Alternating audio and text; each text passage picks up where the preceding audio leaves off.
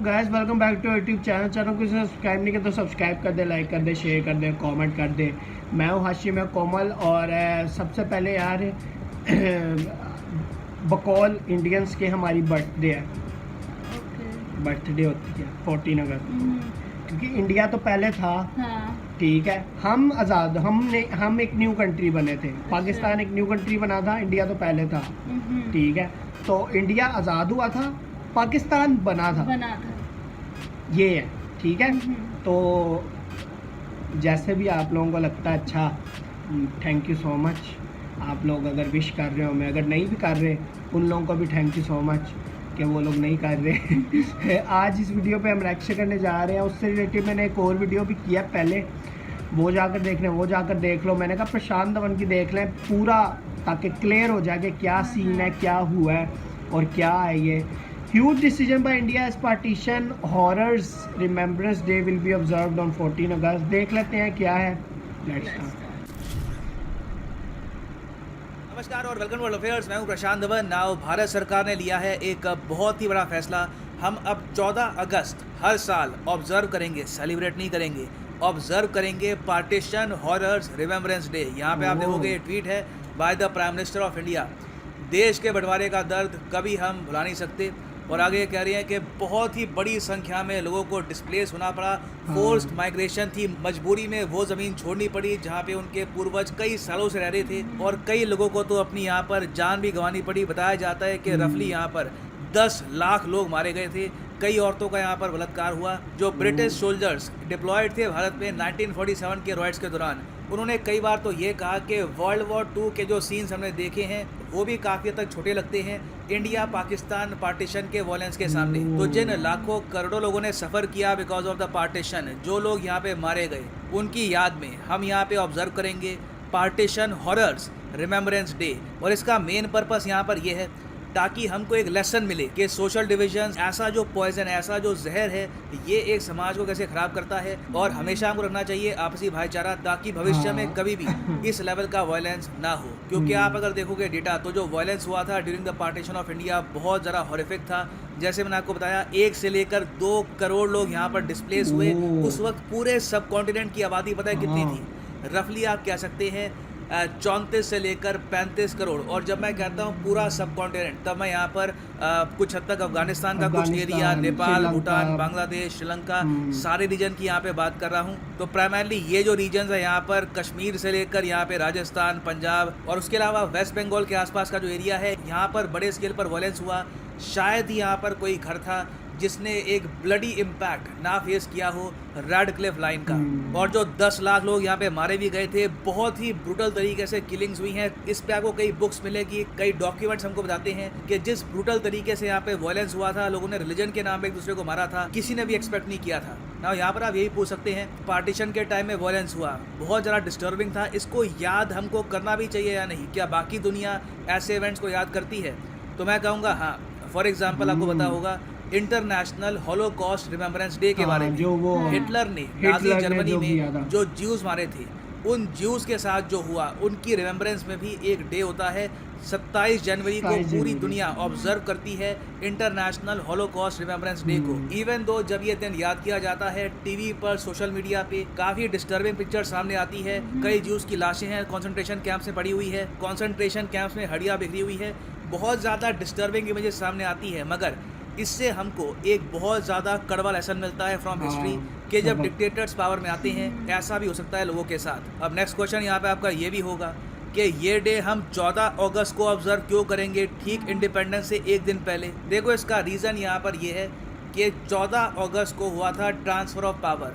जो last viceroy थे of British India, Lord Mountbatten, इन्होंने 14 अगस्त को जो पावर थी गवर्नेंस की ऑफ पाकिस्तान, ये थमा दी थी मोहम्मद अली जिन्ना के हाथ में। और इसलिए आपने नोटिस किया होगा कि पाकिस्तान अपना जो इंडिपेंडेंस डे है ये सेलिब्रेट करता है 14 अगस्त को, ना कि 15 अगस्त को। जबकि 15 अगस्त को इंडिया और पाकिस्तान इंडिपेंडेंट घोषित किए गए थे बाय ब्रिटेन। और आप अगर वायलेंस को देखो तो वायलेंस भी 14 अगस्त से ही स्टार्ट हो गया था। जैसे ही मोहम्मद अली जिन्ना को कराची में पावर मिल गई, तो इनके जो सपोर्टर्स हैं उन्होंने ये बात फैला दी कि अब पाकिस्तान का जो भी रीजन है ये बिलोंग करेगा प्राइमरली मुस्लिम्स को। और फिर बड़े स्केल पर रॉयट स्टार्ट हो गए इन पाकिस्तान। हिंदूज और सिख्स को टारगेट किया गया। उसके रिस्पॉन्स में फिर इंडिया में भी यहाँ पर रॉयट्स हुए, यहाँ पर भी हिंदू मुस्लिम्स के बीच में क्रैशेस हुई। तो आई थिंक यहाँ पे काफ़ी अप्रोप्रिएट है कि हम 14 अगस्त को यहाँ पर चूज़ कर रहे हैं as the date of the remembrance day. और ये अपने आप में मैं कहूँगा कोइंसिडेंस भी नहीं है कि 14 अगस्त को पाकिस्तान का इंडिपेंडेंस डे है और 14 अगस्त को ही हम partition horror remembrance day observe करेंगे इंडिया में। क्योंकि आप अगर सोच कर देखिए from a very neutral perspective, तो सब कॉन्टिनेंट का बंटवारा करके पूरे सब कॉन्टिनेंट को कई साल पीछे धकेली दिया मोहम्मद अली जिन्ना ने, और जो इनकी जिद थी उसकी वजह से कई हज़ारों लाखों लोग मारे गए। मगर उस वक्त मोहम्मद अली जिन्ना में बहुत ज़्यादा एरोगेंस थी। इन्होंने ये भी कोट यूज़ करी 1947 में कि there is no power on earth that can undo Pakistan. जबकि जो ये अनडू है ये फिर 1971 में हो गया, बांग्लादेश आज़ाद हो गया, आधा हिस्सा पाकिस्तान का टूट गया था। जो 2 नेशन थ्योरी थी जिन्ना की, ये फेल कर गई। इंडिया और पाकिस्तान ने वॉर पर और वॉर की तैयारी पर बिलियंस ऑफ डॉलर्स यहाँ पे खर्च कर दिए। पाकिस्तान के कई प्रिजनर ऑफ वॉर भारत ने पकड़ लिए। फिर पाकिस्तान ने स्टैंप यहाँ पर जारी किए कि हमारे 90,000 प्रिजनर ऑफ वॉर यहाँ पे फंसे हैं इंडिया में, इनको छोड़िए। और इस तरीके से प्रोपेगेंडा करके अपने जो प्रिजनर ऑफ वॉर है ये भी इन्होंने वापस लिए। और आप अगर 1965 और 71 वॉर के बाद भी आप अगर देखो तो आज तक हमारे रिलेशंस नॉर्मलाइज नहीं हो पाए हैं। जो पार्टीशन की बैड मेमोरीज है आज भी काफ़ी हद तक क्लाउड करती है हमारी जजमेंट को। और एक तरफ आप अगर देखो ईस्ट एशिया ये बहुत आगे निकल चुका है, Japan, south Korea, China, even ASEAN countries काफ़ी हद तक डेवलप कर चुकी है। अपने पुराने जो भी मतभेद थे ये भुला चुके हैं। जापान भी आप अगर देखो तो यूएस के साथ ट्रेड करता है, वो काफ़ी हद तक आगे बढ़ चुके हैं। ये रीजन आज भी मोहम्मद अली जिन्ना की पैदा की हुई जो हेट्रेड थी उसमें फंसा हुआ है। और उम्मीद यही करते हैं कि इवेंचुअली हम लोग यहाँ पे हेट को ख़त्म करेंगे और सारा रीजन यहाँ पर यूनाइट होगा और एक दिन मिलके काम करेगा। मगर उसके लिए इम्पॉर्टेंट ये है कि हम इंश्योर करें कि हमारे जो डिसीजंस हैं ये हेट पर बेस्ड ना हो। मैं कुछ हफ्तों पहले किताब पढ़ रहा था, the prisoner in his palace, बहुत अच्छी किताब है। सदाम हुसैन पर, इराक के डिक्टेटर थे मगर फिर भी इनके जो आखिरी कुछ दिन थे बहुत फैसिनेटिंग थे। इनकी एक बहुत फेमस कोट है, ये इन्होंने बोली थी मरने से कुछ ही दिन पहले। इन्होंने कहा था कि I call on you not to hate because hate does not leave space for a person to be fair and it makes you blind and closes all doors of thinking. So finally यहाँ पे मैं आपसे question पूछूंगा कि क्या आपके हिसाब से पार्टीशन हॉरर्स रिमेम्बरेंस डे ये ऑब्जर्व करना ठीक, या फिर आप यहाँ पे मानते हैं कि नहीं अब ये दिन ऑब्जर्व करना पॉइंटलेस है? आप लिख सकते हैं अपने ओपिनियन कमेंट सेक्शन में। I am sure all of us would like to read your answers. और फाइनली अगर मैं ये भी ऐड कर दूं कि आप किसी भी एग्जाम की तैयारी कर रहे हैं, चाहे UPSC, SSC, bank, any examination, simply जाओ unacademy.com पे, choose the course of your choice और यहाँ पे आप परचेज कर सकते हैं ये कोर्स। मगर जो प्राइस यहाँ पे लिखा है ये पे मत कर देना। सिंपली यहाँ पे एक कोड यूज़ करो PD10 and the prices will fall. So use the code PD10 and save your money. So इसी नोट के साथ ये है यहाँ पर वीडियो का अंत।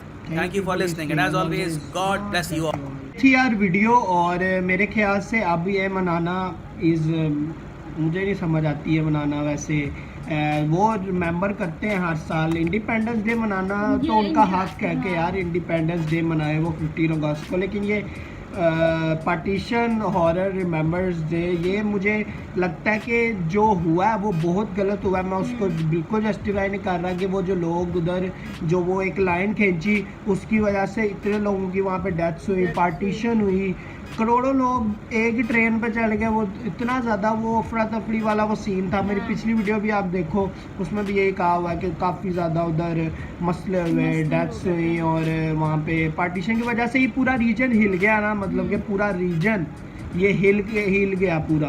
और एक किस्म की अगर देखें तो वो जो अंग्रेज़ थे उनका भी राज ख़त्म हुआ, लेकिन अंग्रेज़ एक इस तरह के मसले में फंसा गए, लाइन गलत खींच गए। वो कश्मीर का इशू कि ये कभी डेवलप ही ना हो सके, कभी जो है इनकी डेवलपमेंट ना हो सके, कभी ये आपस में दोस्त ना बन सके, और वही चल रहा है। और इससे मुझे लगता है कि एक और वो जो होती है ना, एक हेट्रेड जो थोड़ा सा होता है, और कभी एक इस तरह की एक चीज़ हो जाएगी कि फिर वही सीन हो जाएगा कि दोबारा से वो जो क्लोजनेस आ सकती है वो क्लोजनेस नहीं आएगी अगर ये 14 अगस्त को ये वाला डे मनाएंगे। बाकी उनकी अपनी मर्जी है, किसी को ये नहीं कह रहा कि ना मनाए। पाकिस्तान जो इंडिया है वो अगर 14 अगस्त को मनाना चाहता है 14 अगस्त को, हमारे पास कोई राइट नहीं है उनको कहना कि ना मनाए या ऑब्जर्व करना है ना। लाइक 14 अगस्त को याद करना है कि ये जो 1947 में हुआ था, 14 अगस्त को पार्टीशन हुई थी। ये बड़ा गलत सीन था और इसमें जो है वो लोगों की लोग देखते हैं पीछे के क्या हुआ था और इन फ्यूचर ये रिपीट ना हो, ये करने की कोशिश करते हैं। तो मसला मुझे लगता है सिर्फ एक ही है, कश्मीर का। उसके अलावा हमारी लड़ाई किसी चीज़ पे नहीं हुई, ठीक है। कश्मीर के इशू पे लड़ाई हुई, उधर से ही लोग आते हैं, उधर ही डेथ्स होती हैं और इधर कहते हैं कि जो जुल्म होता है, इधर कहते हैं कि जी पीओ के पाकिस्तान ऑक्यूपाइड कश्मीर हमें दो, इधर कहते हैं इंडियन ऑक्यूपाइड कश्मीर दो। कश्मीर पे लड़ाई होती रहती है, सारी लड़ाइयाँ और तो बाकी बैठ के यार ये इशू सॉल्व करना चाहिए। अगर ये चाहते हैं कि इस रीजन में जो है वो अमन और सुकून आए। बाकी एडवांस में आप सब लोगों को भी इंडिपेंडेंस डे और मिलते हैं नेक्स्ट वीडियो में। तब तक हमें ख्याल रखें। 1 2 3